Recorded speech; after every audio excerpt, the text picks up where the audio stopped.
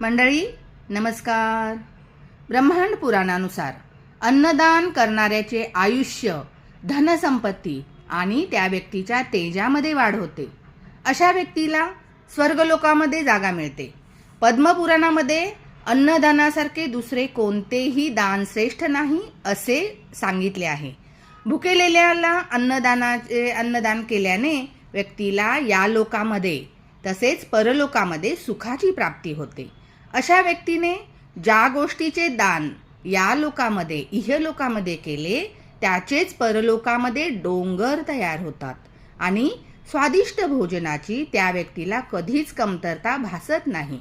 परलोकामध्ये अशी व्यक्ती कधीच उपाशी राहत नाही.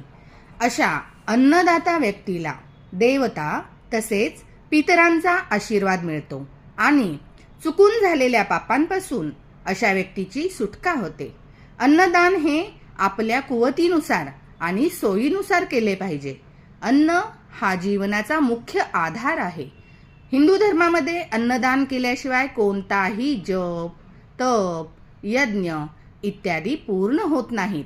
अन्न ही एकच गोष्ट आहे जी शरीराबरोबरच आत्म्यालाही तृप्त करते. दान नेहमी स्वतःच्या इच्छेने केले पाहिजे. कोणत्याही दबावाखाली केलेले दान कधीही शुभ फळ देत नाही. धर्मदायासाठी दान केलेल्या कोणत्याही वस्तू त्या नेहमी सर्वोत्तम दर्जाच्या किंवा तुम्ही स्वतः वापरता त्या दर्जाच्या असाव्यात. कमी दर्जाच्या वस्तूंचे दान करू नये.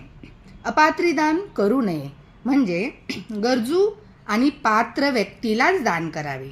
दुष्ट आणि श्रीमंत व्यक्तीला दान करणे फलदायी नसते.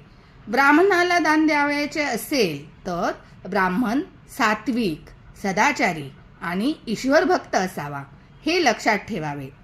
दुष्ट लोकांना तसेच जे आर्थिकदृष्ट्या ठीकठाक आहेत अशा लोकांना केलेले दान निष्फळ असते. आश्रितांना, भुकेलेल्यांना, गरजवंतांना केलेले दान हे श्रेष्ठ असते. अन्नदान जो व्यक्ती करतो त्याच्या 21 पिढ्यांचा उद्धार होतो. जे सक्षम असूनही अन्नदान करीत नाहीत त्यांना परलोकामध्ये उपाशी राहावे लागते.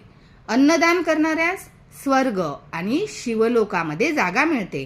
तिन्ही लोकांमध्ये अन्नदानासारखे श्रेष्ठ दान नाही. अन्नदान करणारा वास्तविक प्राणदान करणारा असतो. अन्नदान हे असे दान आहे जिथे दाता म्हणजे दान करणारा आणि घेणारा म्हणजे भोगता दोघेही प्रत्यक्ष रूपात संतुष्ट होतात.